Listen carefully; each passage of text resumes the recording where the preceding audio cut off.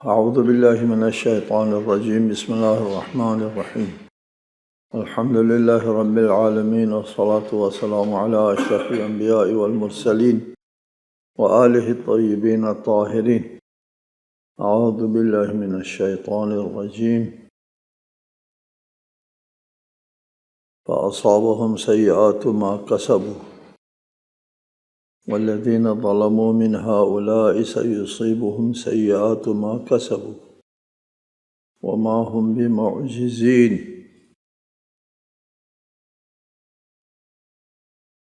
سورہ زمر آیت 51۔ پس ان پر ان کے برے اعمال کے وبال پڑ گئے، اور ان میں سے جنہوں نے ظلم کیا ہے ان قریب ان پر ان کے برے اعمال کے وبال پڑنے والے ہیں،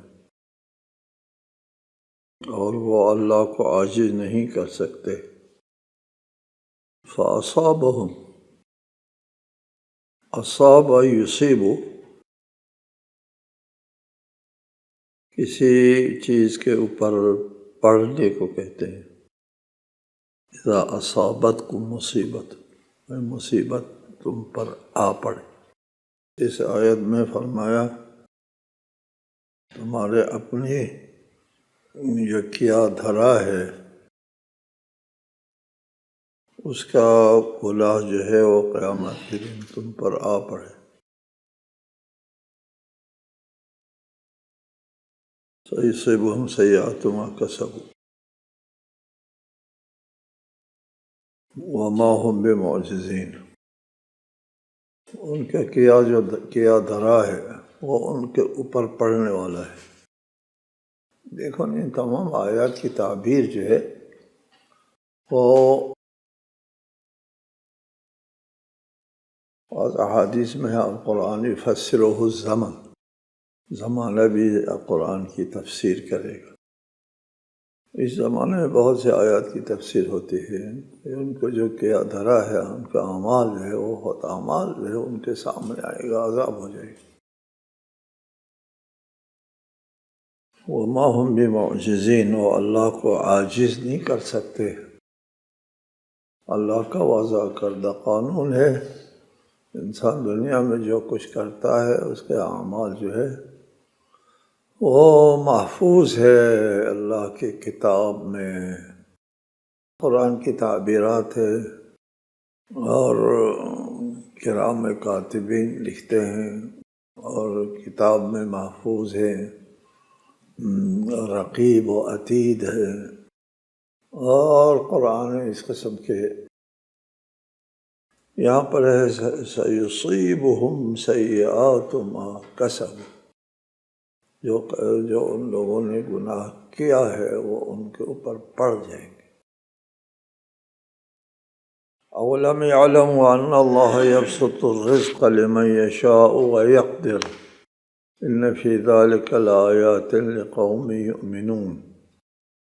کیا انہیں معلوم نہیں کہ اللہ تعالیٰ جس کے لیے چاہتا ہے رزق کشادہ کر دیتا ہے، اور جس کے لیے چاہتا ہے تنگ کر دیتا ہے۔ ایمان لانے والوں کے لیے اس میں نشانیاں ہیں۔ رزق کی کشادگی اور تنگی یہ اللہ تعالیٰ کے ہاتھ میں ہے۔ ایک شخص کے لیے رزق میں کشادگی آتی ہے، بڑا پیسہ والا بنتا ہے۔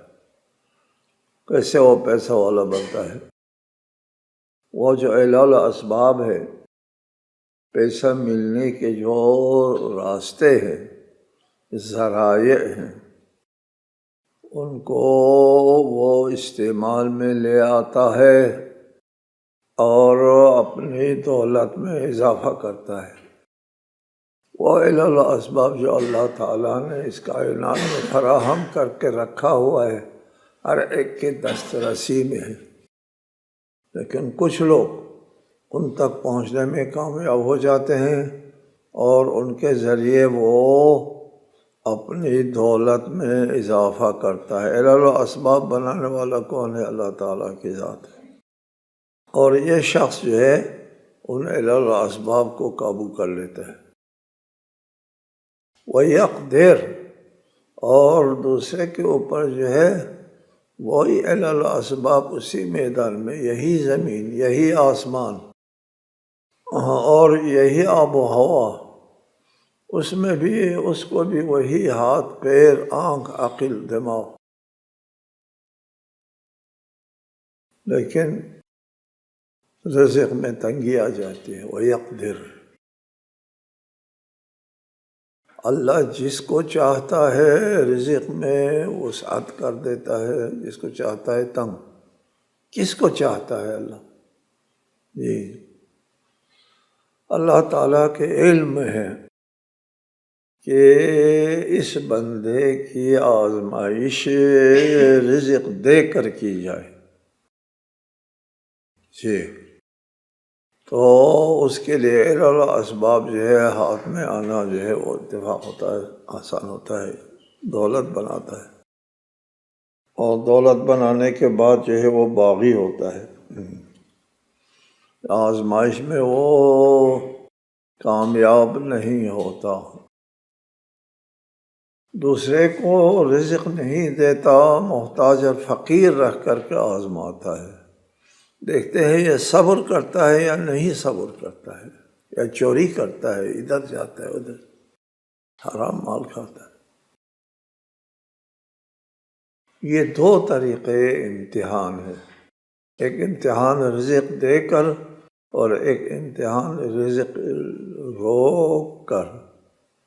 دونوں میں سے جو رزق دے کر امتحان لینا ہے وہ زیادہ مشکل ہے، اس لیے کہ انسان باغی ہو جاتا ہے اگر وہ پیسہ والا ہوتا ہے، دولت والا ہوتا ہے، تو وہ پھر وہ بڑا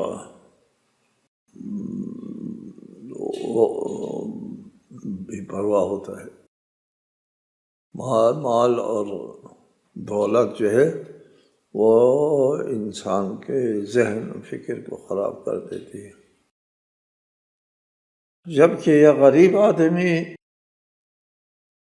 کبھی صبر کرتا ہے، کبھی بے صبری بھی ہوتی ہے، لیکن صبر کرنے کا موقع زیادہ آتا ہے، اس لیے دیندار لوگ، غریب لوگ زیادہ دیندار ہوتے ہیں، غریب لوگ زیادہ دیندار ہوتے ہیں، وہ اپنی غربت اور فقر پر صبر کرتے ہیں، جبکہ مال دولت والے، قرآن مجید میں متعدد آیات ہے، یہ اس میں ارشاد فرمایا ہم نے کسی بستی میں کوئی نبی نہیں بھیجا مگر ان کے وہاں کے مترفین یا وہاں کے عیش عشرت عیاش لوگ مخالف ہو گئے۔ جی،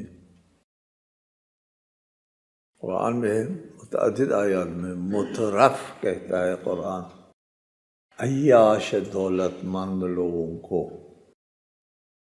جب بھی ہم نے کوئی نبی بھیجا وہ مترفین جو ہے آڑے آتے، دولت مند لوگ، اس لیے کہ عدل و انصاف جو ہے وہ فقیروں کے حق میں ہوتا ہے، اور جو امیر لوگ ہوتے ہیں، دولت مند ہوتے ہیں، ان کے مصلحت کے خلاف ہوتا ہے، تو عدل و انصاف کو قبول نہیں کرتے دولت والے۔ ٹھیک ہے،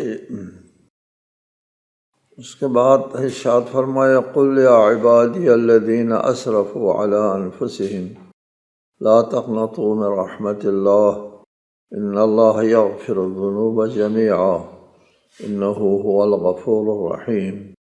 کہہ دیجئے اے میرے بندو، جنہوں نے اپنے جانوں پر زیادتی کی، اللہ کے رحمت سے مایوس نہ ہونا، یقیناً اللہ تمام گناہوں کو معاف فرماتا ہے، وہ بڑا معاف کرنے والا مہربان ہے۔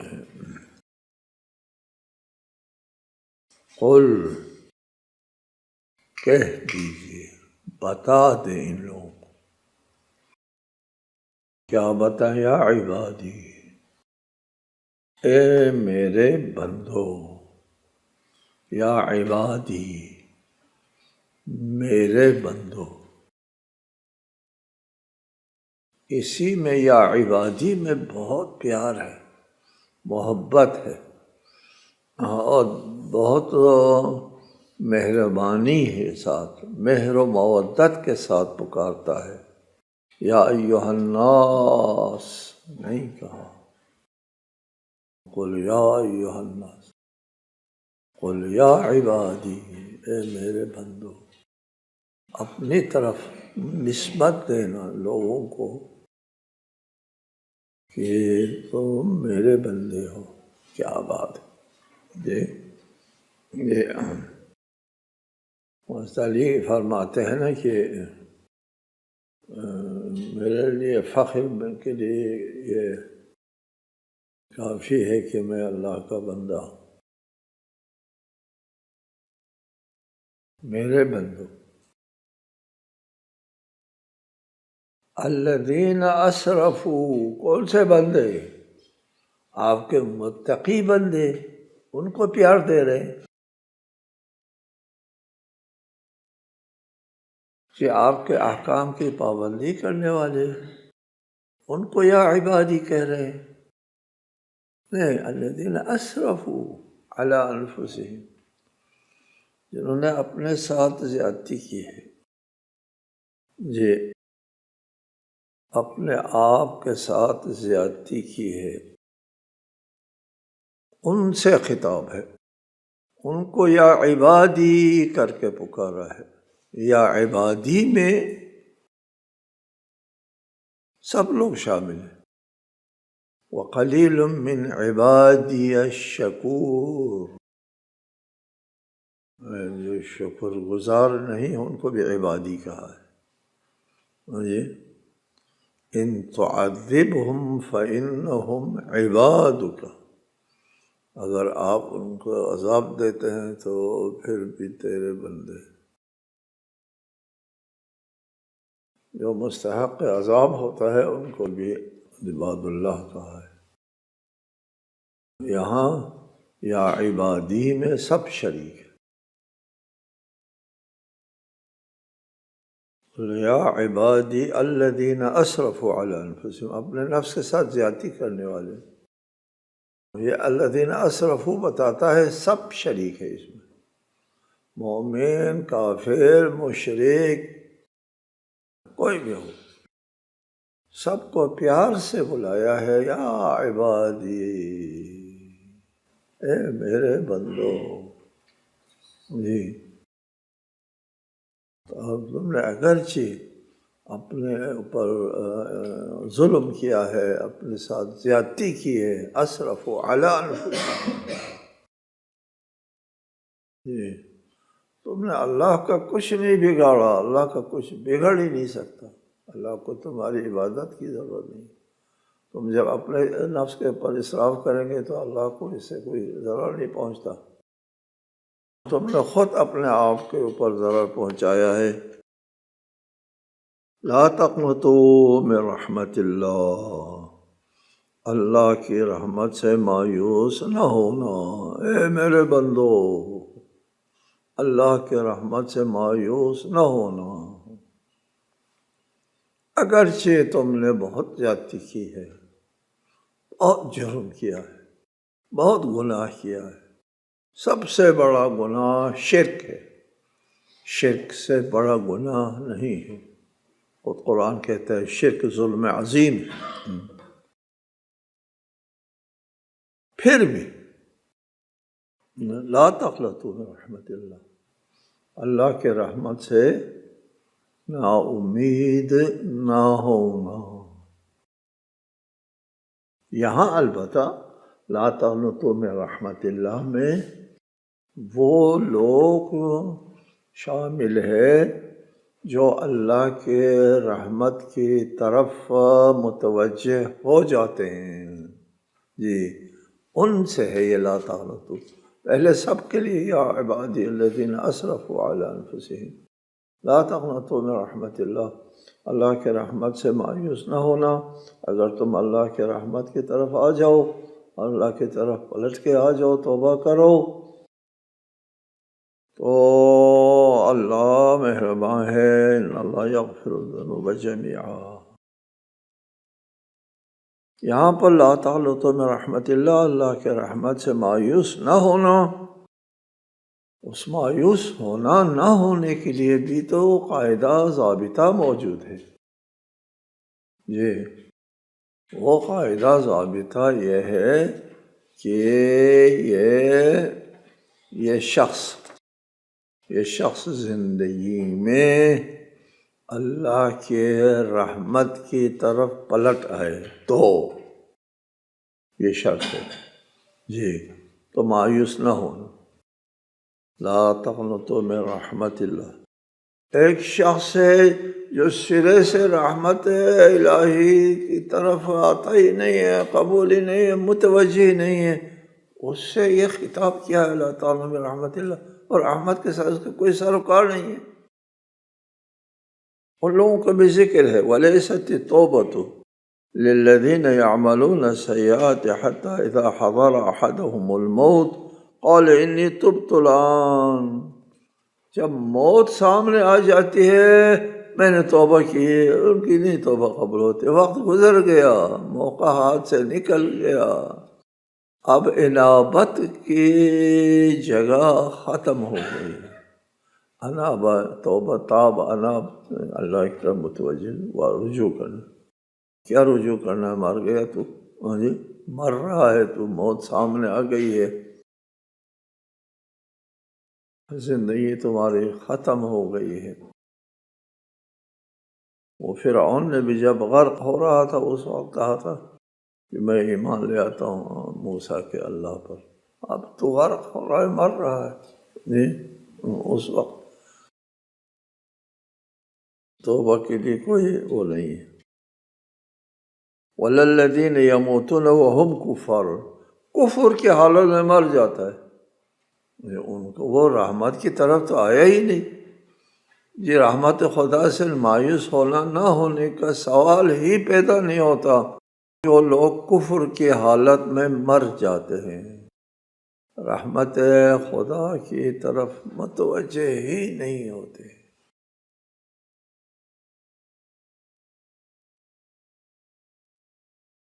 ان الذين كفروا وماتوا وهم كفار فلن يقبل من احدهم ملء الارض ذهبا، اور جنہوں نے کفر اختیار کیا اور کفر کی حالت میں مر گئے، ان میں سے کسی سے اس قدر سونا بھی جس سے روئے زمین بھر جائے قبول نہیں کیا جائے گا۔ جی، ان الذين كفروا وماتوا وهم كفار،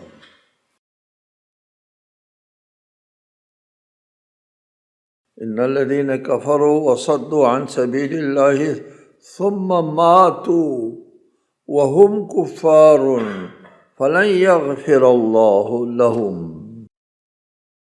جن لوگوں نے کفر اختیار کیا اور راہ خدا سے روکا، پھر کفر کی حالت میں مر گئے، فلن یغفر اللہ لہم، ان کے لیے مغفرت کی گنجائش ختم ہو گئی۔ دار دنیا، دار امتحان میں، آزمائش میں اللہ تعالیٰ کی رحمت کے لیے بہت بڑی گنجائش ہے، بہت بڑی گنجائش ہے اللہ کی رحمت کی طرف آنے والوں کے لیے۔ اللہ کی رحمت کی طرف مڑ کر نہ دیکھنے والے جو ہے اس میں سوال ہی پیدا نہیں ہوتا، اور رحمت کی طرف آیا ہی نہیں۔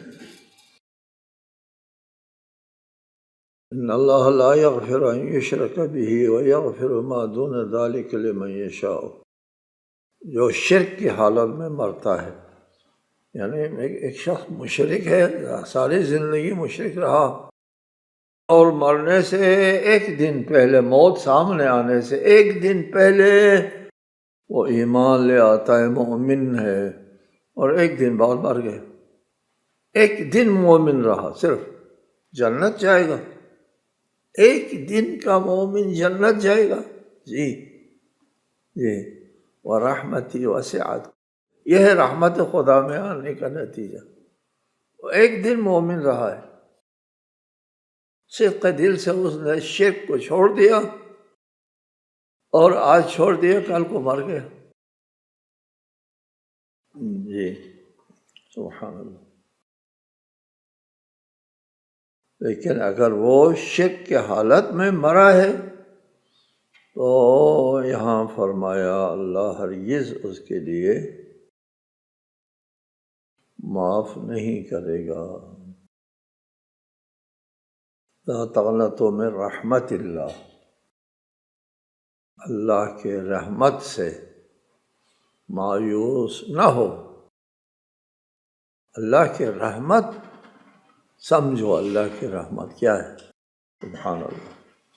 وَرَحْمَتِي وَسِعَتْ كُلَّ شَيْءٍ، اللہ کی رحمت ہر چیز کو شامل، کوئی چیز اللہ کے رحمت سے خالی اور بے باہر نہیں ہے، ہر چیز کے اوپر اللہ تعالیٰ کی رحمت ہے۔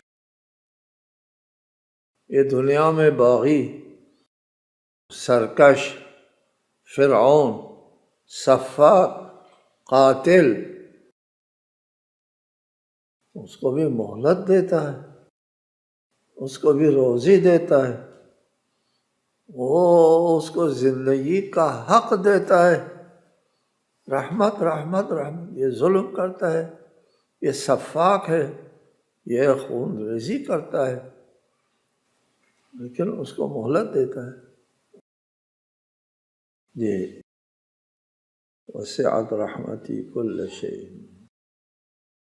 اس میں مومن، مشرک، کافر سب شامل ہیں، سب کو اللہ تعالیٰ کے رحمت جو ہے وہ شامل ہے۔ قال ومن يقنط من رحمت ربه الا الضالون، اللہ کے رحمت سے وہ مایوس ہوں گے جو گمراہ ہے، جو راستے کے اوپر ہے۔ اگر وہ راستے پر بھی نہیں ہے، جب راستے پر آئے گا، اللہ کی رحمت کی طرف آئے گا، تو اللہ کی رحمت جو ہے اس کو خوش آمدید کہے گی، اس کا استقبال کرے گی۔ یہ ظالم، یہ مسرف، یہ فاسق، یہ فاجر، جی آپ کے پاس آ رہا ہے، ہم کیا کرتے ہیں؟ ہم تو منہ موڑیں گے اور ان کو دھتکار دیں گے، بات نکل جاؤ ہمارے پاس، بتاؤ تم نے یہ کیا ہے، تم نے یہ کیا، تم نے۔ اللہ تعالیٰ ایسا نہیں، ٹھیک ہے، اللہ کے رحمت کی طرف ہر وقت آ سکتا ہے۔ جی اس میں ہے ان اللہ یغفر الذنوب جميعا، اللہ تمام گناہوں کو معاف کرتا ہے، تمام گناہ۔ جی کفر، جی توبہ کیا کفر کو، شرک ان الشرک لظلم عظیم، توبہ کیا معاف۔ اس میں دعاؤں میں ہے ورحمتک اوسع من ذنوبی، اور میرے گناہ کتنا بڑا کیوں نہ ہو، شرک سب سے بڑا گناہ ہے۔ جو گناہ بڑا ہو سکتا ہے وہ شرک ہے، اس سے بڑا نہیں ہوتا۔ اس شرک کو بھی اللہ معاف کر دیتا ہے، جی اس سے بھی اللہ تعالیٰ۔ لہٰذا ایک ضابطہ اور قاعدے کے تحت گناہ معاف ہو سکتے ہیں، یہ قاعدہ ضابطہ قرآن نے بتا دیا، جو اللہ کی رحمت کی طرف آنے والے جو ہے متعدد قرآنی آیات ہے، توبہ، انابت اور پشیمانی وغیرہ وغیرہ۔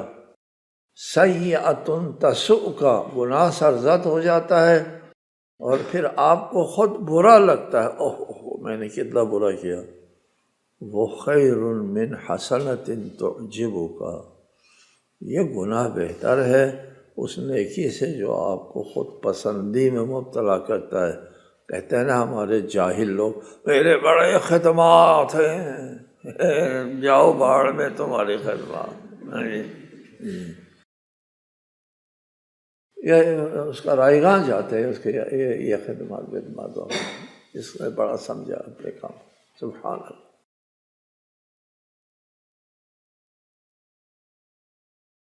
اپنے کام کو اگر بڑا سمجھتا ہے تو وہ پھر خود پسندی میں مبتلا ہوتا ہے، وہ رائگاں جاتا ہے، اور اپنے اعمال کو حقیر سمجھتا ہے، وہ مومن ہے۔